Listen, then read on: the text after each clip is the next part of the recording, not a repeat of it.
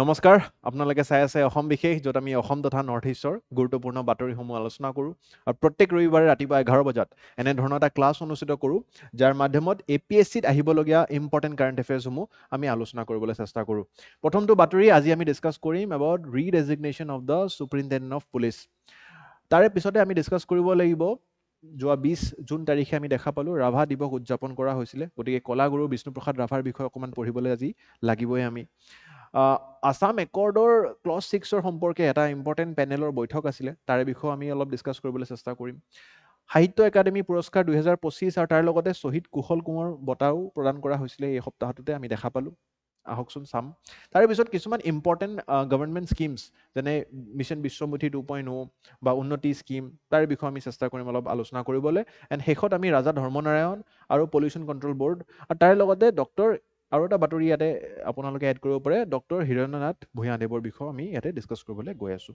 গতিকে আহক এটা এটাকৈ বাতৰিবোৰ ডিছকাছ কৰোঁ প্ৰথমটো বাতৰি হৈছে ফ্ৰম SP টু SSP গতিকে এই অসম চৰকাৰৰ এই পৰ্টেলত কোৱা হ'ল যে আপোনালোকে চাওক যিকোনো এখন জিলা অসমত 35খন জিলা প্ৰত্যেকখন জিলাকে যিজন পুলিচ অধ্যক্ষই হেড কৰে তেখেতক আমি চুপাৰিনটেণ্ডেণ্ট অফ পুলিচ বুলি গণ্য কৰোঁ কিছু কিছু জিলাত বাৰু ডাঙৰ জিলাত SSPও হেড কৰে কিন্তু জেনেৰেলি আমি চুপাৰিনটেণ্ডেণ্ট অফ পুলিচ বুলিয়ে তেওঁলোকক গণ্য কৰোঁ এতিয়া যোৱা বছৰৰ পৰা আপোনালোকে গম পাইছে যে প্ৰত্যেক জিলাকে আমি বিভাজন কৰিছোঁ বেলেগ বেলেগ জিলাক বেলেগ আৰু সমজিলা নিৰ্মাণ হৈছে তেওঁৰ সেই জিলাখনৰ ভিতৰতে আৰু এটা সমজিলা হেড কৰা হৈ আছে বাই CDSP মানে Co-District Superintendent of Police এই দেখাত এনেকুৱা লাগিছে নেকি যে অকল যদি CDSP বুলি লিখা থাকে আৰু SP বুলি লিখা থাকে CDSP জনক অকণমান চিনিয়ৰ যেন লগা হৈ গৈছে কিছুসকলৰ মন্তব্য এইটো আৰু চৰকাৰৰ তাত যেতিয়া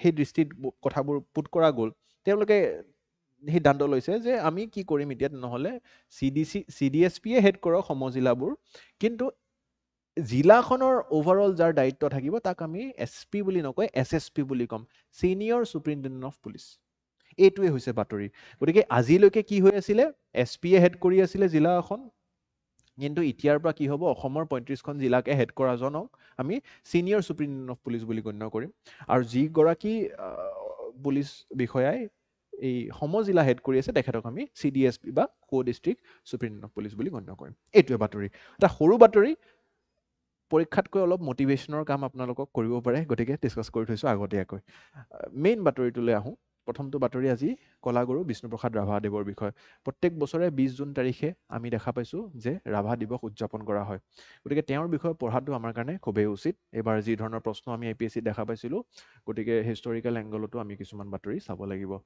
এতিয়া চাওক কলাগুৰু বিষ্ণুপ্ৰসাদ ৰাভাৰ কথা যদি আমি পাতোঁ আপোনালোক কি অসমত কিজানি কোনো এনেকুৱা ব্যক্তি নাই যোনে তেওঁৰ নাম শুনা নাই ঠিক আছে কিন্তু আমি এক্সাম পইণ্ট অফ ভিউ চাব লাগিব যে কলাগুৰু বুলি যে কওঁ এই কলাগুৰু উপাধিটোনো তেওঁক কোনে দিছিলে বা তেওঁৰ যি অৱদান অসমীয়া সমাজখনলৈ তেওঁক যদি আমি কবি বুলি কওঁ এজন নাট্যকাৰ বুলি কওঁ এজন সংগীতজ্ঞ বুলি কওঁ এজন সাহিত্যিক বুলি কওঁ স্বাধীনতা সংগ্ৰামী বুলি কওঁ কিমান যে উপাধি তেওঁক আমি গণ্য কৰিব পাৰোঁ সৈনিক শিল্পী বুলিও তেওঁক গণ্য কৰা হয় গতিকে কিয় এনেকুৱা ধৰণৰ উপাধিবোৰ তেওঁক দিয়া হৈছিলে তেওঁৰ গোটেই জীৱনশৈলীটো কি আছিলে তেওঁৰ জন্ম ঢাকাত হৈছিলে গতিকে সেই গোটেই বস্তুখিনি আমি যদি চাওঁ আজি অলপ শিকিবলৈ চেষ্টা কৰিম আহকচোন প্ৰথমটো বাতৰি আপোনালোকে প্ৰথমটো টপিক বুজি পাব লাগিব যে তেওঁৰ বহুতো অৱদান গোটেই সমাজখনলৈ ঠিক আছে আৰু অসমত যদি আমি দেখা পাইছোঁ যে গুৰুত্বপূৰ্ণ বাতৰি বা পাৰ্চনেলিটিজবোৰৰ আমি গণনা কৰোঁ তাতে শ্ৰীমন্ত শংকৰদেৱ বা মাধৱদেৱৰ পিছতেই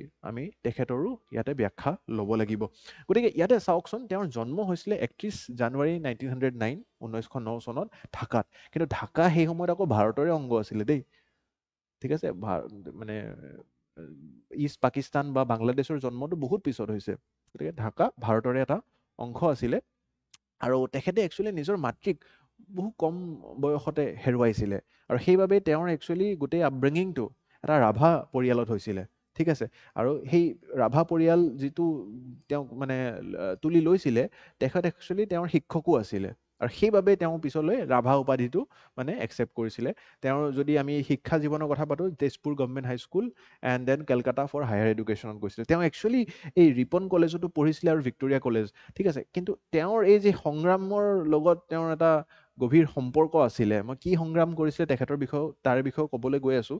কিন্তু এই সংগ্ৰামী ইতিহাসৰ বাবেই তেওঁ কেতিয়াও কিন্তু এঠাইত নিজৰ গোটেই শিক্ষা ভালকৈ কমপ্লিট কৰিব নোৱাৰিছিলে, ঠিক আছে। কিন্তু he was a brilliant student. কিন্তু তেখেতৰ শিক্ষা এই ধৰণে আপোনালোকে দেখাব পাৰে, ৰিপন কলেজৰ পৰা ভিক্টৰিয়ালৈ কলেজলৈ ট্ৰান্সফাৰ কৰা হ'ল, বা তাতেও তেওঁলোকে কিছুমান বাধা বা মাজতে জেইলো খাইছিলে তেওঁ। মই তাৰ বিষয়েও আপোনালোকক ক'বলৈ গৈ আছোঁ। আপোনালোকে পোনপ্ৰথমে জানিব লাগিব from a very early age তেওঁ একচুৱেলি অলপমান ৰেভলিউচনাৰী মাইণ্ডছেটৰ আছিলে, ঠিক আছে।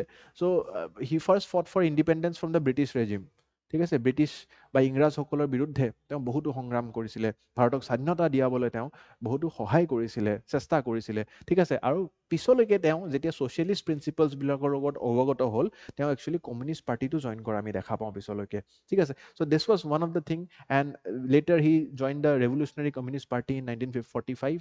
এণ্ড যেতিয়া ভাৰত স্বাধীন হৈছিলে 47ত, তেওঁ এটা বহুতেই ডাঙৰ কথা কৈছিলে। তেওঁ কৈছিলে দিছ is not the real freedom. আচল স্বাধীনতা এয়া নহয়, কাৰণ কি ইট ইজ এ মিয়াৰ ট্ৰান্সফাৰ অফ পাৱাৰ এণ্ড ডিচেপশ্যন। কৈছে আচল স্বাধীনতা তেতিয়া হ'ব যেতিয়া আমাৰ প্ৰত্যেকজন ভাৰতীয়ই নিজক আপলিফ্ট কৰিব পাৰিব, নিজৰ উন্নয়ন কৰিব পাৰিব। আৰু সেইটো কৰিবলৈ তেওঁ নিজে এটা বহুত ডাঙৰ জীৱিত উদাহৰণ কি কৰিছিলে মই আপোনালোকক ক'ব বিচাৰিছোঁ। তেওঁৰ একচুৱেলি দেউতাকৰ যদি কথা পাতোঁ, তেওঁ ব্ৰিটিছ পুলিচত কাম কৰিছিলে। আৰু সেই ব্ৰিটিছ পুলিচত কাম কৰাৰ কাৰণে ভাল কাম কৰিছিলে, সেইবাবে তেজপুৰত কি কৰিছিলে, এই ইংৰাজসকলে 250 বিঘা, 250 কথাও নহয়, 250 বিঘা মাটি তেওঁক দান কৰি দিছিলে, তেওঁৰ দেউতাকক দান কৰি দিছিলে। সেই মাটি স্বাধীনতাৰ পিছত কলাগুৰু বিষ্ণুপ্ৰসাদ ৰাভাই কৃষকসকললৈ আগুৱাই দিছিলে, দান কৰি দিছিলে। আৰু সেই মাটিতেই আজি আমি দেখা পাইছোঁ তেজপুৰ ইউনিভাৰ্চিটি নিৰ্মাণো হৈছে। গতিকে আপোনালোকে বুজিব লাগিব যে তেওঁৰ মানে যিটো কয়, তেওঁৰ এটা খুব ডাঙৰ শ্লোগান আছিলে, হাল যাৰ মাটি তাৰ। গতিকে যোনে হাল বোৱাইছে সেই মাটিও তাৰে হ'ব। গতিকে সেই মাটিতে আজি আকৌ তেওঁৰ, আপোনালোকে জানিব তেওঁৰ এটা কোনো ধৰণৰ পাৰ্মানেণ্ট ঘৰ নাই, স্থায়ী নিজৰ এটা ঘৰ নাই। ইমান মানে 250 বিঘা মাটি আজি আপোনালোকৰ সপোনৰো অগোচৰ কিজানি। কিন্তু সেনেকুৱা ধৰণৰ এটা ব্যক্তিৰ স্থায়ী ঘৰ এটাও নাই গোটেই অসমখনত। গতিকে তেওঁ তেনেকুৱা ধৰণে যাযাবৰী জীৱন এটা কটাই কিনে অসমখনৰ কাৰণে সংগ্ৰাম কৰি গৈছিলে, ভাৰতৰ কাৰণে সংগ্ৰাম কৰি গৈছিলে। গতিকে এনেধৰণৰ এটা সংগ্ৰামী ইতিহাসৰ মাজেৰে তেওঁ ডাঙৰ হৈছিলে। আৰু তাৰে মাজতে তেওঁ ভূপেন হাজৰিকাদেৱকো বহুত কম মানে সৰুকালিতে লগ পাইছিলে, আৰু তেওঁ লুকাই ফুৰিছিলে। এনেধৰণৰ কথা কোৱাৰ বাবে তেওঁক এৰেষ্ট কৰাও হৈছিলে। ইনফেক্ট এই যিটো তেওঁ স্বাধীনতাৰ কথা ক'লে যে ৰিয়েল ফ্ৰীডম নাছিলে, তাৰ বাবে তেওঁক এৰেষ্ট কৰা হৈছিলে। আৰু খুবেই মানে টেলেণ্টেড এজন কলাকাৰ মানুহ আছিলে, কলাৰ লগত তেওঁ জড়িত মানুহ আছিলে। গতিকে সেই ডনেট কৰাৰ পিছত আমি দেখা পালোঁ বিল্ড পাথছ, ব্ৰিজেছ, মানে লোকৰ কাৰণে ইমান কাম কৰিবলৈ তেওঁ পাৰে, তাৰে এটা উদাহৰণ দিছিলে। তেওঁৰ যদি আমি গোটেই কালচাৰেল দিশত তেওঁৰ অৱদানবোৰৰ কথা পাতোঁ, ইয়াতে আমি দেখা পাম his entire life was characterise by relentless and brilliant mass mobiliser. তেওঁ এজন নেতা আছিল, লিডাৰ আছিলে, আৰু ধুনীয়াকৈ তেওঁ নিজৰ কথাবোৰ ক'ব পাৰে। আৰু সেইবাবেই তেওঁক একচুৱেলি সৈনিক শিল্পী বুলিও ইয়াতে উপাধি দিয়া হৈছিলে, ঠিক আছে। আমি দেখা পালোঁ যদি তেওঁৰ মিউজিকেল কণ্ট্ৰিবিউশ্যন, ঠিক আছে, সংগীতজ্ঞৰ যদি তেওঁৰ অৱদানবোৰ চাওঁ, তেওঁ বৰপেটা সত্ৰত আছিলে, ঠিক আছে, কিছুদিন। আৰু তাৰে পৰাই তেওঁ এই গোটেই কম্পজিশ্যন যিটো আমি বিষ্ণু ৰাভা গীত বুলি কওঁ, ৰাভা সংগীত বুলি কওঁ, তাৰে যিটো মানে আৰম্ভণি, সেই বৰপেটা সত্ৰৰ গীতবোৰৰ লগত মানে তেওঁ জড়িত হৈ আছিলে। গতিকে ইয়াতে আমি যদি দেখা পাওঁ দিছ সংগছ ৱে ট্ৰিবিউট টু মাদাৰ নেচাৰ, খুবেই মানে প্ৰকৃতিৰ লগত জড়িত সংগীত তেওঁ ৰচনা কৰিছিলে। আৰু ফেমাছ সংগছ ইনক্লুড, এইটোতো সকলোৱে শুনিছে চাগে, বিলতে হালিছে ধুনীয়া পদুমী। গতিকে বিলতে হালিছে সুৰেৰে দেউলেৰে পৰজন্মৰ লগনো কলি যায়। গতিকে এনেধৰণৰ কিছুমান সংগীত আপোনালোকে পৰীক্ষাত দেখিব পাৰে। তাৰ লগতে theatre, cinema and performing arts, তাতেও তেওঁৰ বহুতো অৱদান আছে। প্ৰথমটোতো মই ক'ব লাগিব জাপি ডান্স, যিটো বিহুত জাপি লৈ লৈ নাচে যে, তাৰে আৰম্ভণিও একচুৱেলি আমি দেখা পাইছিলোঁ, জয়মতী মুভিত আমি দেখা পাইছিলোঁ। গতিকে তাৰে লগত তেওঁ জড়িত হৈ আছিলে, ঠিক আছে। আৰু তাৰে লগতে আমি দেখা পালোঁ যি বাণ থিয়েটাৰ ইন তেজপুৰ, তাতে তেওঁ পাৰফৰ্ম কৰিছিলে, হোষ্ট কৰিছিলে। And he was also' a film director and music composer. যদি মিউজিকৰ কথা পাতোঁ, চিৰাজ, আৰু এক্টিং কৰিছিলে তেওঁ নিজে এৰাবাটৰ সুৰ, ঠিক আছে। গতিকে ইয়াৰে লগতে জড়িত হৈ গ'ল তেওঁৰ এটা তাণ্ডৱ নৃত্য, ঠিক আছে। তেওঁ যেতিয়া এই বানাৰসত গৈছিলে, তাতে দেখা পোৱা গ'ল যে হি বেষ্ট দ্য টাইটেল অফ কলাগুৰু, এই সৰ্বপল্লী ৰাধাকৃষ্ণনে দেখা পালে যে তেওঁ খুবেই এটা এই মহাদেৱৰ তাণ্ডৱ নৃত্য প্ৰদৰ্শন কৰিছিলে আৰু সেই তাণ্ডৱ নৃত্য প্ৰদৰ্শনৰ কাৰণেই তেওঁক একচুৱেলি কলাগুৰুৰ যি উপাধি এই ডক্টৰ সৰ্বপল্লী ৰাধাকৃষ্ণনে প্ৰদান কৰিছিলে এই কথাটো কিন্তু পৰীক্ষাত আহি যাব পাৰে He was also assisted Jyoti Prasad Agarwala in the first movie Assamese movie Joymoti okay আচ্ছা তেওঁৰ যদি আমি বাকী আৰু ট্ৰাইবেল লোকসকলৰ কাৰণেও তেওঁ বহুতো কাম কৰিছিলে তাৰ বিষয়ে যদি আমি কথা পাতো ৰাভাজ এন্থ্ৰোপলজিকেল work Bano কোবাং was the first study on indigenous ethnicities of Assam আৰু তাৰ লগতে আমি দেখা পালো হি ডকুমেন্টেড ট্ৰাইবছ লাইক দ্য আকা দাফলা ভুটিয়া নাগা লুচাই টিপেৰা এনেকুৱা ধৰণৰ ট্ৰাইবেল লোকসকলৰ কাৰণেও তেওঁ বহুতো লেখন কৰিছিলে ঠিক আছে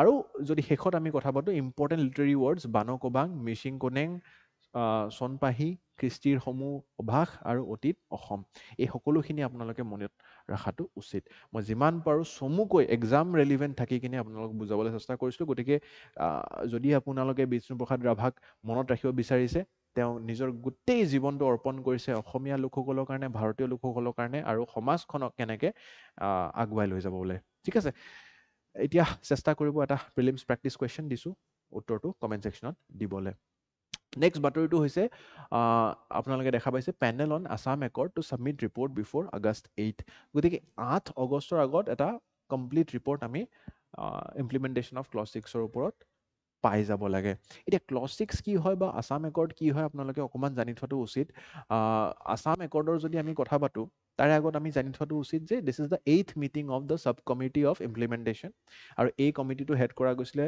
আমাৰ মিনিষ্টাৰ অতুল বৰা ডাঙৰীয়াৰ দ্বাৰা আৰু কৈছে যে এই কমিটিটোৱে যে এই কমপ্লিট ৰিপৰ্টটো আমি 8 আগষ্টৰ আগত পাই যাম কিন্তু আছাম একৰ্ডনো কি আছিলে আপোনালোকে জানিব লাগিব it was a three partite agreement between Government of India, Assam government and the ASU, All Assam Students Union and it was after the Assam Andolan that is Assam agitation of 79 to 85 গতিকে এই এগিটেশ্যনটোৰ দ্বাৰা আমাৰ এটাই স্বাৰ্থ আছিল যে অসমখনক যাতে আমি অসমীয়া লোকৰ কাৰণে গঢ়ি তুলিব পাৰোঁ আৰু ইয়াতে আমাৰ ভাষা সংস্কৃতিৰ আমি যাতে সংৰক্ষণ কৰিব পাৰোঁ গতিকে this was triggered by the Bangladesh liberation যেতিয়া আমি দেখা পাইছিলোঁ বহুতো বাংলাদেশী লোক আমাৰ অসমত সোমাই আহিছিলে আমাৰ নিজৰ মানে জাতি মাতি ভেটিৰ ওপৰত এটা প্ৰশ্ন উত্থাপন হৈ উঠিছিলে গতিকে এই এগ্ৰিমেণ্টখন এখন অৰিজিনেল আপোনালোকে দেখিব পাৰে গতিকে ইয়াৰে এগ্ৰিমেণ্টখনৰ ওপৰতে আমাৰ কি আছিলে provision detection deletion and deportation of foreigners যিসকল আমাৰ তাত সোমাই আহিছে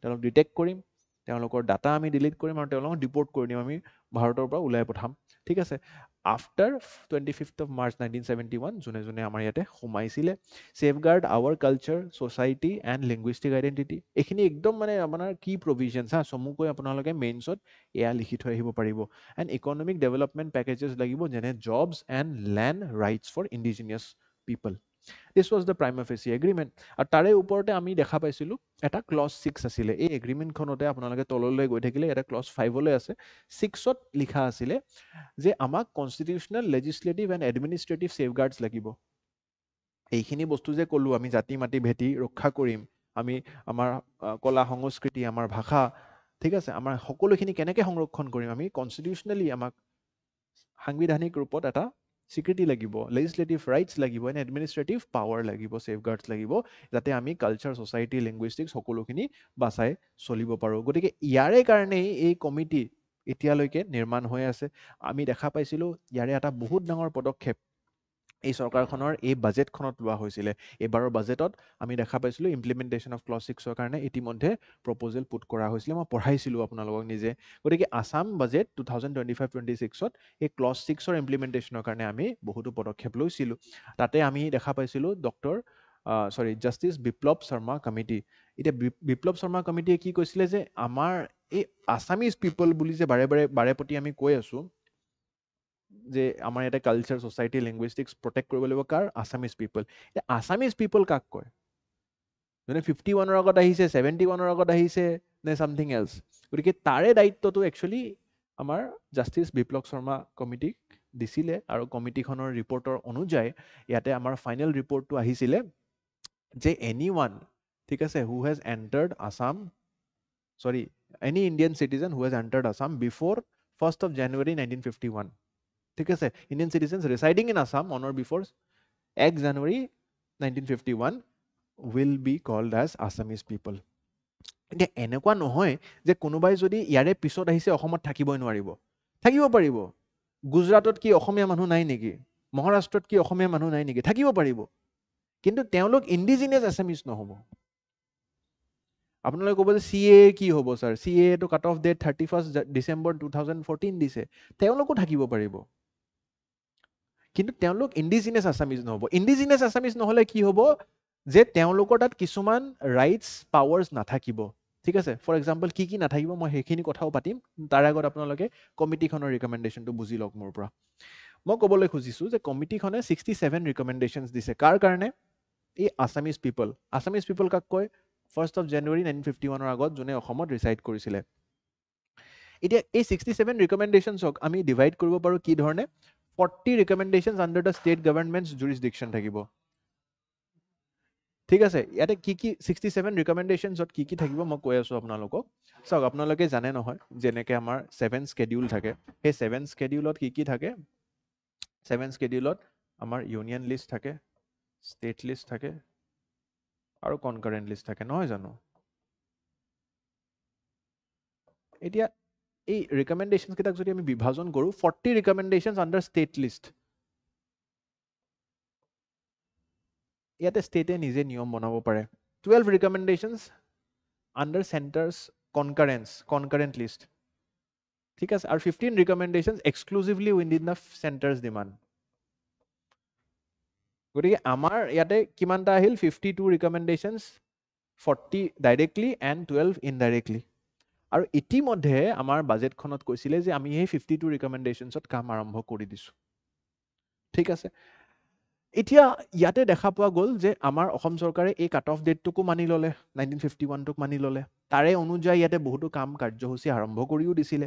ঠিক আছে, আৰু ইয়াতে আপোনালোকে মনত ৰাখিব লাগিব, according to the recommendations who migrated between 51 and 71 including large section of post partition refugees would be Indian citizens under Assam Accord and NRC but would not be eligible for safeguards mentioned under Assamese people. মানে কি, মই আকৌ বুজাই দিছোঁ, এখন আমাৰ সোণালী অসম, ঠিক আছে, ইয়াতে অসমীয়া মানুহো থাকিব আৰু অনা অসমীয়া মানুহো থাকিব পাৰে, কাৰণ কি এইখনতো ভাৰতৰে অংশ ন। এনেকুৱা কৰিব নোৱাৰে যে অসমীয়াহে অসমত থাকিব অকল, কাৰণ কি গুজৰাটতো অসমীয়া থাকে, আমেৰিকাতো অসমীয়া মানুহ থাকে, গতিকে অসমত অনা অসমীয়া মানুহো থাকিব পাৰে। কিন্তু আমাৰ যি ভাষা সংস্কৃতিৰ সংৰক্ষণৰ আমাৰ যি ভাৰ থাকিব বা আমাৰ লেণ্ড ৰাইটছ কিছুমান চেঞ্চিটিভ এৰিয়াছ, সেইখিনি কিন্তু অকল এই অসমীয়া মানুহখিনিকহে দিয়া হ'ব। অনা অসমীয়া মানুহে গৈ কিনে BTRত কিজানি মাটি কিনিব নোৱাৰিব পাৰে, তেওঁলোকে থাকিব পাৰিব, যিবোৰ এৰিয়া আমি তেওঁলোকক ডিচাইড কৰি দিছোঁ তাতে থাকিব পাৰিব, কিন্তু আমাৰ যদি ৰেষ্ট্ৰিক্টেড এৰিয়া থাকে তাতে অকল অসমীয়া মানুহ মাটি কিনিব পাৰিব। কিছুমান স্পেচিয়েল প্ৰভিজনছ থাকিব, সেই প্ৰভিজনছখিনিৰ ওপৰতে এই কমিটিখনে ৰিকমেণ্ডেশ্যন দিছে। ইতিমধ্যে আপোনালোকে বুজি পাইছে কিমানটা ৰিকমেণ্ডেশ্যন কি ধৰণে হৈছে, আৰু সেইখিনি বস্তুৰ ওপৰতে কাম এতিয়া চলি আছে। কি কি কাম চলিছেনো ছাৰ? এতিয়া কি কি কাম কৰিছে চাওঁ আহকচোন। প্ৰথমটো আমি বুজিব লাগিব, স্পেচিয়েল ৰেভিনিউ চাৰ্কলছ কিছুমান ডিচাইড হ'ব, designated areas where only Assamese people can own and transfer land. মই এইমাত্ৰ ক'লোঁ আপোনালোকক। Land title, a 3-year program to grant land titles to Assamese people who have long occupied land without proper documentation.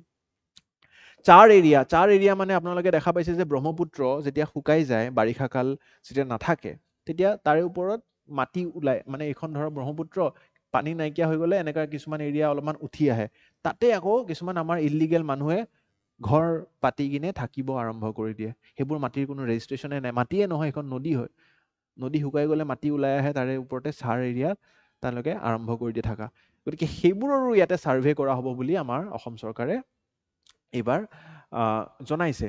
তাৰ লগতে Assamese as official language, আমাৰ ভাষাটোক সংৰক্ষণ কৰিবলৈ retaining Assamese as the official state language as per 1960 Assam official language act with the provisions of local languages and bilingual government documents. প্ৰত্যেকখন চৰকাৰী জাননী আমাৰ এতিয়া অসমীয়াত অনুবাদ হ'ব।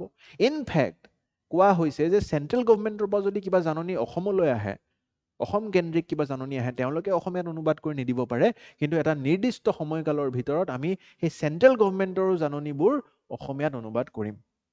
বুজি পালে? তাৰে লগতে autonomous language council establishing a council to preserve and promote indigenous languages of Assam. আমি নিজৰ ইণ্ডিজিনিয়াছ অকল অসমীয়া নহয়, বাকী আমাৰ বহুতো ভাষা আছে, যেনেকৈ বড়ো ভাষা আছে, আমি বড়ো ভাষাৰো সংৰক্ষণ কৰিব লাগিব।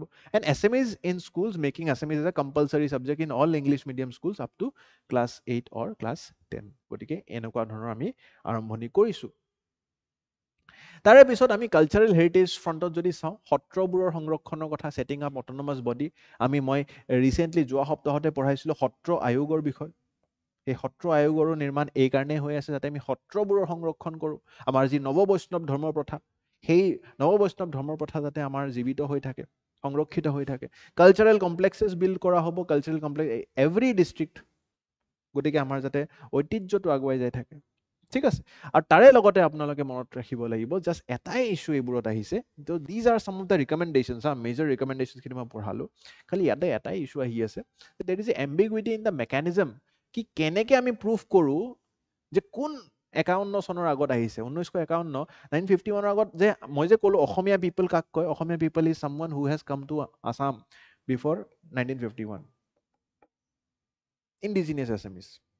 কিন্তু 51 আগত অহা নথি পত্ৰ জানো আপোনালোকৰ তাত আছে? আছে যদি খুব ভাল, কিন্তু কিজানি এনেকুৱা মানুহ আছে যোনে আহিছেও আৰু তেওঁৰ তাত নথি পত্ৰ নাই, তেওঁলোকৰ তাত সেই ডকুমেণ্টছবোৰ নাই। তাতে কি কৰিব চৰকাৰখনে, সেয়া সিদ্ধান্ত লোৱাটো উচিত। 51ত NRCও মানে not available in several parts, and তাৰে কাৰণে আমি সেই চলিউশ্যনটো কি চৰকাৰে তাৰে ওপৰত বিবেচনা কৰি আছে। আশা কৰিছোঁ গোটেই বাতৰিটো বুজি পালে। ঠিক আছে, 8 আগষ্টৰ আগে আগে আমি সকলোখিনি বস্তু পাই যাম। That is the news. চেষ্টা কৰিব উত্তৰটো কমেণ্ট ছেকশ্যনত দিবলৈ। নেক্সট বাতৰিটো বুজাৰ আগত আকৌ এটা মেইনছ প্ৰেক্টিছ কুৱেশ্যনো আনিছোঁ। যিহেতু মেইনছ আহিছে, মই তাৰে মেইনছ এটা মডেল এনচাৰো লৈ আহিছোঁ। চেষ্টা কৰিব SPM ষ্টুডেণ্টছে ছাবমিট কৰিবলৈ পৰ্টেলত, আৰু যিসকল নন SPM ষ্টুডেণ্টছ তেওঁলোকে এই মডেল এনচাৰটো চাই কিনে উত্তৰটো নিজে লিখিব প্ৰচেষ্টা চলাব। নেক্সট বাতৰিটো হৈছে গভৰ্ণৰ আচাৰ্য লঞ্চেছ মিছন বিশ্বমুঠি 2.0। ঠিক আছে, এইটো এটা BTR এৰিয়াত land digitisation mechanism, land digitisation scheme. ইয়াৰে আগত বিশ্বমুঠি 1.0 আছিলে, এতিয়া 2.0টো লঞ্চ হৈছে। আপোনালোকে ইয়াৰ যদি তুলনা কৰে কাৰ লগত কৰিব কওকচোন, মনত পৰিছেনে? লেণ্ড ছাৰ্ভে, লেণ্ড ডিজিটাইজেশ্যনৰ ইতিমধ্যে অসম চৰকাৰৰ এটা ডাঙৰ অভিযান চলি আছিলে, দেট ইজ দ্য মিছন বসুন্ধৰা। য়েছ, ঠিক আছে, বসুন্ধৰাৰ লগত আপোনালোকে ইয়াক তুলনা কৰিব পাৰে। গতিকে enhances citizen centric and transparency in the land and revenue services in the BTR area. গতিকে আহি যাব পাৰে, যেনেকৈ এইবাৰ বাথৌইজমৰ প্ৰশ্নটো আহিছে যে বাথৌইজম অফিচিয়েল ৰিলিজন ক'ত স্বীকৃতি দিয়া হৈছে, BTR। গতিকে ঠিক তেনেধৰণে আমাৰ BTR এৰিয়াৰ কাৰণে যদি লেণ্ড ছাৰ্ভে, লেণ্ড ডিজিটাইজেশ্যনৰ স্কিম আছে, তো কোনটো হ'ব? মিছন বিশ্বমুঠি। ঠিক আছে, থ্ৰু ডিজিটাইজেশ্যন। ইয়াতে BTCৰ এটা ডাঙৰ নেতৃত্ব থাকিব, আৰু প্ৰিভিয়াছ এটেম্পছো ইয়াতে কৰা হৈছিলে। ঠিক আছে, at digitisation fetching various issues, তাৰে কাৰণে ইয়াতে এটা 2.0 ভাৰ্জন অনা হৈছে ইন কম্পেৰিজন টু মিছন বসুন্ধৰা। ইয়াতে কি কৰা হ'ব? গতিকে আমাৰ ইয়াতে 14টা মেইন কাম থাকে। হা, mutation by rights of inheritance. কি কাম হ'ব আপোনালোকে চাই লওক, যে লেণ্ড মিউটেশ্যনৰ কাম থাকে, কাৰোবাক লেণ্ড ট্ৰান্সফাৰ, বা আপোনাৰ দেউতাকৰ নামত আছে, দেউতাক এতিয়া নাই, তো পুতেকৰ নামত। ঠিক আছে, inheritance rule after did registration, কোনোবাই ডিড কৰি কিনে ট্ৰান্সফাৰ কৰিব বিচাৰিছে, পাৰ্টিশ্যন কৰিব লাগে, ভায়েকৰ মাজত পাৰ্থক্য আহিছে, পাৰ্টিশ্যন কৰিব লাগে। Reclassification of agricultural land to non agricultural land, কোনোবাই খেতি মাটিটোক এতিয়া কমাৰ্চিয়েল লেণ্ড কৰিব বিচাৰিছে, ৰেচিডেঞ্চিয়েল কৰিব বিচাৰিছে, less than 1 bigha. Certificate to periodic patta দিব লাগে, বা conversion from annual patta to periodic patta. Area correction কৰিব লাগে, কোনোবা জেগাত এৰিয়াটো মেপিংটো ঠিক হোৱা নাই, এনেকুৱা হ'ব লাগে। Striking out the name from patta, কাৰোবাৰ নামটো আঁতৰাই দিব লাগে, ফেমিলিত কিবা হৈছে, বা নেম কাৰেকশ্যন কৰিব লগা আছে। Mobile number updation, certificate copy of jamabandi, certificate copy of chitha, land holding বা ডাইৰেক্ট ছেটেলমেণ্ট, এনেকুৱা ধৰণৰ কামবোৰ, কাৰ্যসূচীবোৰ ইয়াতে কৰা হ'ব। ঠিক আছে, এই কামবোৰ কৰা হৈয়ে আছিলে 1.0ৰ দ্বাৰা, কিন্তু এতিয়া আৰু ৰিভেম্প কৰি কিনে ইয়াক আৰু উন্নত মানত কৰা এটা প্ৰচেষ্টা কৰিছে। 2.0 ছাৰ্ভিচেছত আৰু কিছুমান এডিশ্যন হৈছে ইয়াৰে লগত। 1.0খিনি মই পঢ়ালোৱে। Settlement on various types of khas land, ঠিক আছে, চিলিং চাৰপ্লাছ কৰা হৈছে অকুপেণ্টৰ, তেনেকুৱা ধৰণৰ কাম। Settlement of PGR VGR land, settlement of the government land to individual special cultivator, settlement of on government land to small tea growers, settlement of AP transferred land, বা online certified copy of map, এনেকুৱা ধৰণৰ কামবিলাক কৰা হৈছে। আৰু ইয়াতে eligibility কোন থাকিব? Occupant must be a permanent resident of BTR। মই যে কৈছিলোঁ যে ইণ্ডিজিনিয়াছ এছএমইজ হোৱাৰ এইবিলাকো আপোনালোকে লাভ দেখি থাকিব ঠিক আছে and eligibility as per extend policy of BTC government and relevant government notification ইমান ডিটেইলছত নুসুধে কিন্তু মোৰ লাগিছে যে আপোনালোকে এই পইণ্ট কেইটা অলপ ব্যৱহাৰ কৰি কিনে মেইনছত কি কি বিশ্বমুঠিত স্কিম আছে ফিচাৰ আছে সেইখিনি ইউজ কৰিব পাৰিব আৰু বসুন্ধৰাৰ লগত ইয়াক আপোনালোকে ৰিলেট কৰি লিখি থৈ আহিলে মোৰ লাগিছে এটা হোলিষ্টিক এনচাৰ হৈ উঠিব প্ৰিলিমছত দিলে ডাইৰেক্ট আহিব কেনেকুৱা আহিব পাৰে মই দিছোঁ আপুনি চেষ্টা কৰিব উত্তৰটো কমেণ্ট ছেকশ্যনত দিবলৈ আচ্ছা ইয়াৰে ওপৰতে মেইনছৰ প্ৰেক্টিছ কুৱেশ্যনটো আনিছোঁ যাতে আপোনালোকে মেইনছৰ প্ৰস্তুতিটো কিন্তু চাওক মেইনছ আহি মানে প্ৰিলিমছৰ ৰিজাল্টৰ কাৰণে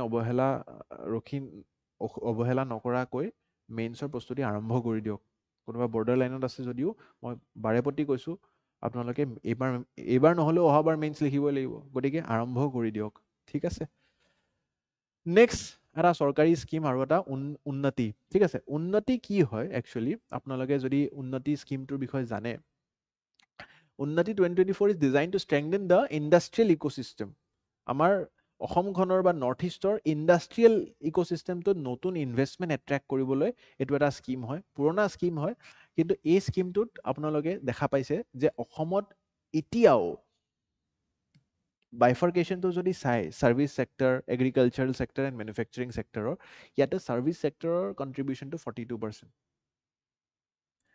এতিয়া ইয়াক যদি আমি বঢ়াব লাগিব আমি ইণ্ডাষ্ট্ৰিয়েল ছেক্টৰটোৰ পৰা বঢ়াব লাগিব কিয় বঢ়াব লাগিব অভাৰঅল GSDPটো ছাৰ্ভিচ কৰি থাকিলে service sector is not very job intensive ঠিক আছে এজন মানুহে এনেকুৱা এটা ছফ্টৱেৰ বনাই দিব পাৰে যাক সেই ছফ্টৱেৰটো লাখ লাখ মানুহে ব্যৱহাৰ হৈ আছে জব বৰ বেছি ব্যৱহাৰ নহয় জেনেৰেট নহয় কিন্তু মেনুফেকচাৰিং কৰিলে আপুনি যদি এটা লেডাৰ ইণ্ডাষ্ট্ৰি আৰম্ভ কৰে জোতা মেনুফেকচাৰিং কৰে তাতে ইমান আপোনালোকে স্কিল আনস্কিল লেবাৰাৰ লাগিব যে বহুত মানুহে সংস্থাপন পায় সেইবাবে মেনুফেকচাৰিঙৰ ওপৰত বহুতো ইয়াতে গুৰুত্ব দিয়া হৈ আছে ইণ্ডাষ্ট্ৰিয়েল ছেক্টৰটো গ্ৰ' কৰিবলৈ চেষ্টা হৈ আছে আৰু তাৰে বাবে আমাৰ ইয়াতে আছে উন্নতি স্কিম কি হয় উত্তৰ পূৰ্ব ট্ৰান্সফৰ্মেটিভ ইণ্ডাষ্ট্ৰিয়েলাইজেশ্যন স্কিম ঠিক আছে উন্নতি ইয়াতে কি কি কৰা হ'ব আপোনালোকে চমুকৈ জানি থোৱাটো উচিত বৰ বেছি ডিটেইলছত নালাগে তিনিটা আছে CII CIS and MSLI CII কি হয় capital investment incentive capital investment incentive কি হয় to invest in capital assets capital এছেটছৰ ওপৰত যদি কোনোবা কোম্পানীক সহায় লাগে তেওঁলোকে যদি কেপিটেল ইনটেনচিভ ইম্পৰ্টেণ্ট মেচিনাৰিজ কিনিব বিচাৰিছে তাৰে কাৰণে এছেটছ কিনিব বিচাৰিছে তাৰে কাৰণে তেওঁলোকক সাহায্য লাগে সেইটো প্ৰদান কৰিব such as machinery buildings equipment ঠিক আছে তো আইচক্ৰীম মেনুফেকচাৰিং কৰিব লাগে তো আপোনালোকৰ তাত সেই মেনুফেকচাৰিং প্লাণ্টটো লাগিব সেই মেনুফেকচাৰিং মেচিনটো লাগিব সেইটো কিনিবলৈ যদি পইচা নাই আপোনালোকে কেনেকৈ মেনুফেকচাৰিং কৰিব so' that particular fund can be incentivised by Unnati second is capital interest subvention scheme interest subvention মানে আপোনালোকে যদি কিবা ডাঙৰ বৃহত্তৰ লোন লৈছে তো সেই বাৰ্ডেনটো ইণ্টাৰেষ্টৰ কমাই তুলিবলৈ ছাবচিডাইজ লোন আপোনালোকক দিব বা কেপিটেল তাৰে যিখিনি কেপিটেল ইনভেষ্টমেণ্ট কিন্তু এনেকুৱা নহয় যে সেই লোনটো লৈছে আপুনি নিজক চেলাৰী দি দিছে 100 কোটি টকাৰ লোন লৈছে 90 কোটি টকা নিজক চেলাৰী বুলি দেখাই থৈ দিছে so' that is not capital investment ঠিক আছে কেপিটেল ইনভেষ্টমেণ্ট মানে আপোনালোকে সেই ইণ্ডাষ্ট্ৰিটোক বুষ্ট কৰিবলৈ ইনভেষ্ট কৰিছে যাৰ পৰা আপোনালোকে ফিউচাৰ ৰিটাৰ্ণ দেখা পাব চেলাৰী পূৰা আপুনি ৰিটাৰ্ণ নাপায় গতিকে সেই ৰিটাৰ্ণটো দেখাব পাৰিলেহে সেই ইনভেষ্টমেণ্টটো দেখাব পাৰিলে তাতেহে আপোনালোকে ইণ্টাৰেষ্ট ছাবভেনশ্যন পাব ইণ্টাৰেষ্টৰ ৰেহাই পাব আৰু শেষত MSLI manufacturing and service link incentive য'ত আমি ইনচেণ্টিভ পাইছোঁ eligible units in Jon A-B কিছুমান জোনছত আমি ৰিম্বাৰ্চমেণ্টটো পাওঁ over the net GST paid গতিকে আপোনালোকে GSTৰো ৰেহাই ইয়াতে লাভ কৰিব পাৰিব চ' এই তিনিটা ৰেহাই উন্নতি স্কিমে দি কিনে আপোনাক অসমখনক বা নৰ্থ ইষ্টখনক আগুৱাই লৈ যাব বিচাৰিছে ইয়াতে আমি কিমান কি পাই আছোঁ জোন ৱাইজ দিয়া আছে this is not important exact parameters but যদি পাৰে মনত ৰাখিবলৈ চেষ্টা কৰিব পাৰে কিন্তু মোৰ অৰ লেছ আপোনালোকে এই তিনিটা হেড জানিব লাগিব capital investment incentive capital interest subvention and manufacturing আৰু এই বস্তুটোকে আপুনি মেইনছৰ যিকোনো এনচাৰত লিখিব পাৰে ধৰি লওক উন্নতিৰ ওপৰত অহা নাই কিন্তু মেনুফেকচাৰিং ছেক্টৰৰ ওপৰতো যদি কিবা প্ৰশ্ন আহিছে বা ইকনমিক আপলিফমেণ্টৰ ওপৰতো যদি কিবা প্ৰশ্ন আহিছে যাৰ অবিহনে পেপাৰ হ'বই নোৱাৰে GS পেপাৰ 3 GS পেপাৰ 5 আপুনি লিখি আহিব উন্নতিৰ বিষয়ে আৰু লিখিব যে কি ছেকশ্যনত আমি হেল্প কৰিব লাগিব ইকনমিটো গ্ৰ' কৰিবলৈ মেনুফেকচাৰিং ছেক্টৰ গ্ৰ' কৰিবলৈ গতিকে কেপিটেল ইনভেষ্টমেণ্ট লাগিব আমাক কেপিটেল ইণ্টাৰেষ্ট ছাবভেনশ্যন লাগিব সাৰ্ভিস লিঙ্কড ইনসেন্টিভ, জিএসটি ৰেহাই। ঠিক আছে, সো দিস ইজ ইট। এটা প্ৰিলিমছ প্ৰেক্টিছ কুৱেশ্যন, চেষ্টা কৰিব উত্তৰটো দিবলৈ। আচ্ছা, এই প্ৰিলিমছৰ দিশতো কিছুমান বস্তু পঢ়ি থাকিব লাগিব হা। মেইনছ আহিছে বুলি অকল মেইনছ অৰিয়েণ্টেড হৈ গ'লে নহ'ব। গতিকে সাহিত্য একাডেমী পুৰস্কাৰ, গতিকে পোনপ্ৰথমে পুৰস্কাৰখিনি ডিছকাছ কৰাৰ আগত আমি জানিব লাগিব সাহিত্য একাডেমী কি হয়। ইটছ এন অট'নমাছ মানে body under ministry of culture হা। মিনিষ্ট্ৰী অফ কালচাৰৰ আণ্ডাৰ এটা অট'নমাছ অৰ্গেনাইজেশ্যন হয়। ইয়াৰ আৰম্ভণি যদি আমি কথা পাতোঁ যে 1954 হৈছিলে, ঠিক আছে। আৰু সাহিত্য একাডেমী ইয়াতে দুই ধৰণৰ আমি বঁটা এইবাৰ দেখা পাইছোঁ। দ্যাট ইজ দ্য বাল সাহিত্য পুৰস্কাৰ আৰু যুৱা পুৰস্কাৰ। সাহিত্য একাডেমী বাল সাহিত্য পুৰস্কাৰ আৰু সাহিত্য একাডেমী যুৱা পুৰস্কাৰ। ঠিক আছে, এতিয়া সাহিত্য একাডেমী বাল সাহিত্য পুৰস্কাৰ কাক কাক দিয়া হ'ল? শ্ৰী সুৰেন্দ্ৰ মোহন দাস, ঠিক আছে, আৰু শ্ৰী বিনয় কুমাৰ ব্ৰহ্মা। এগৰাকীক অসমীয়াৰ কাৰণে, এগৰাকীক বড়োৰ কাৰণে। আৰু তাৰে লগতে সাহিত্য একাডেমী যদি যুৱা পুৰস্কাৰৰ কথা পাতোঁ আমি, শ্ৰী সুপ্ৰকাশ ভূঞা অসমীয়াৰ কাৰণে, আৰু তাৰ লগতে শ্ৰী অমৰ খুঙুৰ বড়ো ফৰ বড়ো লেংগুৱেজ। ঠিক আছে, এই দুটা আপোনালোকে এই চাৰিটা নাম জানি থোৱাটো উচিত। এতিয়া ইয়াৰে লগতে আপোনালোকে আকৌ জানিব লাগিব, ঠিক আছে, কোনটো কোনটো কিতাপ বা ৰচনাৰ কাৰণে এই চাৰিজন ৰাইটাৰে যে পালে, লেখকে যে পালে ৰেকগনিশ্যনটো, কাৰ কাৰ কাৰণে কি কি কাৰণে পালে। গতিকে যদি সুৰেন্দ্ৰ মোহন দাসৰ কথা পাতোঁ, আমি ইয়াতে পালোঁ যে মাইনাহতৰ পদ্য, ঠিক আছে, এই কিতাপখনৰ কাৰণে তেওঁ পুৰস্কাৰটো লাভ কৰিছে। তাৰ লগতে বিনয় ব্ৰহ্মাৰ কথা যদি পাতোঁ, অকণমান মোৰ প্ৰনাউন্সিয়েশ্যনটো ইয়াতে ভুল হ'ব পাৰে, ঠিক আছে, শান্তি বচং আৰাও অখু, ঠিক আছে, এই ৰচনাখনৰ কাৰণে বড়ো ভাষাত আছে। তাৰপিছত সুপ্ৰকাশ ভূঞাৰ যদি কথা পাতোঁ আমি, তেওঁৰ কুচিয়া নামা, ঠিক আছে, কুচিয়া নামা। আৰু শেষত আমাৰ খুঙুৰ যদি বড়োৰ কথা পাতোঁ তেনেহ'লে আং আচুৰ, আং আচুৰ এইখন। ঠিক আছে, মই এইখন বিচাৰি নাপালোঁ। So' this is a work of basically Binay Kumar Brahma. আচ্ছা, তাৰ ওপৰতে ভিত্তি কৰি এটা প্ৰিলিমছ প্ৰেক্টিছ কুৱেশ্যন চেষ্টা কৰিব উত্তৰটো দিবলৈ। আচ্ছা, নেক্সট আপোনালোকে শ্বহীদ কুশল কোঁৱৰ বঁটাটোৰ বিষয়েও জানি থোৱাটো উচিত। ঠিক আছে, ডক্টৰ যোগেন্দ্ৰনাথ ফুকনদেৱক এই বঁটাৰে সন্মানিত কৰা হৈছে। ঠিক আছে, টাই আহোম সংস্থাৰ দ্বাৰা। কিন্তু তেখেতৰ বিষয়ে আপোনালোকে জানি থোৱাটো উচিত। Doctor Jogendranath Phukan receive the শ্বহীদ কুশল কোঁৱৰ বঁটা আৰু এটা ফাংচন অৰ্গেনাইজ বাই টাই আহোম যুৱা পৰিষদ। কিন্তু অভাৰঅল আপোনালোকে যদি জানে, হি ৱাজ অলছ' আ Padmashri in 2021, Professor Jogendranath Fukan for Literature and Education, and he is the founder president of PK Buragohai Institute of Thai and Southeast Asian Studies and Guwahati. গতিকে তেখেত basically এজন মানে study of history and কালচাৰৰ এজন advocate হয়, আৰু তাৰে বাবে তেওঁ পদ্মশ্ৰীও লাভ কৰিছিলে, আৰু এতিয়া এই কুশল কোঁৱৰ বঁটাৰে সন্মানিত, শ্বহীদ কুশল কোঁৱৰ বঁটাৰে সন্মানিত হৈছে। আৰু তাৰ লগতে যদি কুশল কোঁৱৰদেৱৰ বিষয়ে অকণমান আমি জানি থৈ দিওঁ, যিহেতু কুৱেশ্যন আহি যাব পাৰে, he was the Indian freedom fighter, এজন স্বাধীনতা সংগ্ৰামী আছিল। ইনফেক্ট তেওঁক যদি বিখ্যাত ৰূপে আমি জানো সকলোৱে যে কুইট ইণ্ডিয়া মুভমেণ্টৰ প্ৰথমজন ভাৰতীয় যাক ৱাজ হেং টিল ডেথ, ঠিক আছে, যাক ফাঁচি দি মাৰা হৈছিলে। He was hanged in 1942 during the Quit India movement. In 1921 he was still in school and was inspired by, তেওঁ গান্ধীজীৰ যি আইডিঅলজি ফিলচফি আছিল তেওঁৰ পৰা বহুত প্ৰভাৱিত হৈছিলে ইনফেক্ট, ঠিক আছে, স্বৰাজ, ট্ৰুথ এণ্ড আহিংসা। গতিকে গান্ধীজীৰ লগত এটা গভীৰ সম্পৰ্ক আছে। এইটো প্ৰশ্ন আহি যাব পাৰে প্ৰিলিমছত। আৰু লিখোঁতে আপোনালোকে এই ধৰণে লিখিব পাৰে যে তেওঁ he organise the Congress party and led the people in Sarupathar area in satyagraha in the NCM, non cooperation movement. আৰু ইনফেক্ট তেওঁ প্ৰেচিডেণ্ট আছিলে সৰুপথাৰ কংগ্ৰেছ কমিটিৰ। এণ্ড যোৰহাটৰ জেলত তেওঁৰ সেইধৰণে হেং কৰা হৈছিলে 15 জুন তাৰিখে। And remain calm, prayerful and committed to non violence by the values and ideals of Mahatma Gandhi. এটা প্ৰিলিমছ প্ৰেক্টিছ কুৱেশ্যন চেষ্টা কৰিব উত্তৰটো দিবলৈ।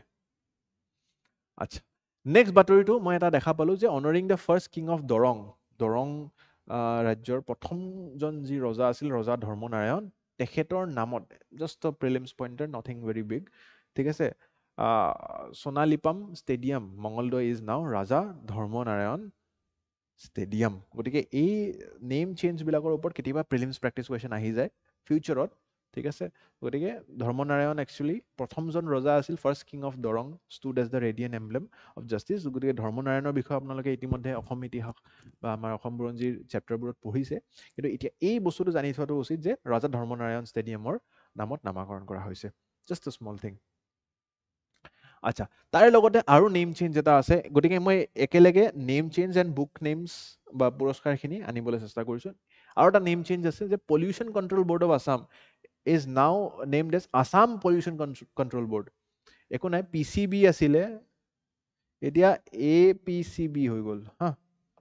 সৰু এটা চেঞ্জ, আকৌ প্ৰিলিমছত আহি যাব পাৰে, just letting you know' about this. And শেষত এটা বাতৰি আছে বুক ডক্টৰ হিৰণ্য চন্দ্ৰ ভূঞাৰ ওপৰত। গতিকে একচুৱেলি কোন আছিলে তেওঁ? অসম বা অসমীয়াৰ সমাজৰ প্ৰথমজন, one of the first PhD scholars from A western university বুলি গণ্য কৰা হয়, ঠিক আছে। এজন চাইণ্টিষ্ট আছিলে তেখেত, ঠিক আছে, and A professor of Guwahati university. আৰু তেখেতৰ ওপৰতে জয়ন্ত ভূঞাদেৱে এখন কিতাপ ৰচনা কৰিছে, পৰ্ট্ৰেইট অফ এ জিনিয়াছ বুলি। তেখেতৰ বিষয়ে আহি যাব পাৰে। Important book ৰিলিজেছ, important personality based questions আজিকালি সোধে APSCত প্ৰিলিমছত, গতিকে অহা বছৰৰ কাৰণে দিছ কেন বি ইম্পৰ্টেণ্ট, ঠিক আছে। আৰু তেখেত একচুৱেলি তেওঁ এছিষ্ট কাক কৰিছিলে আপোনালোকে মনত কৰিব লাগিব, he worked under Nevill Francis Mott, ঠিক আছে। নেভিল মট আপোনালোকে জানে চাগে, he is a Nobel prize awardee for physics in 1977, ঠিক আছে, for their fundamental theoretical investigations of electronic structure of magnetic and disordered systems. গতিকে তেখেতক একচুৱেলি এওঁ সহায় কৰিছিলে, এছিষ্ট কৰিছিলে। আৰু প্ৰথমজন first physicist to earn PhD from a top western university, ঠিক আছে। আৰু তেওঁ এজন শিক্ষক আছিলে, প্ৰিন্সিপাল অফ গুৱাহাটীজ কটন কলেজ আছিলে, secretary and director of public infrastructure instruction and education আছিলে, vice chancellor of Guwahati university আছিলে, চেয়াৰমেন অফ APSC আছিলে, এণ্ড অফিচিয়েল পজিশ্যনছ আৰু বহুতো তেওঁ লাভ কৰিছিলে। For example founding president of Assam tennis association আছিলে, chief commissioner of Bharat scouts and guides আছিলে, president and advisor of Assam science society আছিলে। গতিকে anything can come regarding doctor Hiranya Chandra Bhuyan, ঠিক আছে। So' anything within this scope can come as a option cancellation, ঠিক আছে। গতিকে this was all about the news. আৰু আজিৰ অসম বিশেষত ইমানেই আছিলে। আপোনালোকে কলাগুৰু বিষ্ণুপ্ৰসাদ ৰাভাৰ বাতৰিটো ভালকৈ চাব, ক্লাছ 6ৰ যিটো বাতৰি আছে তাৰে বিষয়ে ভালকৈ চাব, আছামিজ ডেফিনেশ্যনটো কি আছিলে, আৰু যিটো আমাৰ সাহিত্য একাডেমী পুৰস্কাৰ আৰু শ্বহীদ কুশল কোঁৱৰ বঁটা, এইখিনি বস্তু যদি চাই ভালকৈ, আৰু শেষৰ যিখিনি ওৱান লাইনাৰ টাইপ আছিলে চেষ্টা কৰিব অলপ নোট ডাউন কৰিবলৈ। আমি চেষ্টা কৰিছোঁ যে মেইনছ অৰিয়েণ্টেডো আপোনাক ডেটা ফেক্টছবোৰ দি থাকোঁ, যেনেকৈ উন্নতি স্কীমৰ কথা পাতিলোঁ, বিশ্বমুখী স্কীমৰ কথা পাতিলোঁ। সেইবোৰ আপোনালোকে ডাইৰেক্টলি স্কীমবোৰ নাহে, কিন্তু আপোনালোকে ইউজ কৰিব পাৰিব পেপাৰবোৰত। আৰু প্ৰিলিমছ অহা বছৰৰ কাৰণে যিসকলে দিবলৈ গৈ আছে, নিশ্চিতৰূপে যিসকলৰ প্ৰিলিমছ এইবাৰ ভাল হোৱা নাই বা নতুনকৈ যিবোৰ ছাত্ৰ ছাত্ৰী আমাক চাবলৈ আৰম্ভ কৰিছে, তেওঁলোকৰ কাৰণেও আমি এই ইনিচিয়েটিভটো আগুৱাই লৈ যাই আছোঁ। যদি ক্লাছটোৰ পৰা উপকৃত হৈছে জনাব কমেণ্ট ছেকশ্যনত। ভাল লাগিলে আকৌ লগ পাম অহা ৰবিবাৰে। ধন্যবাদ।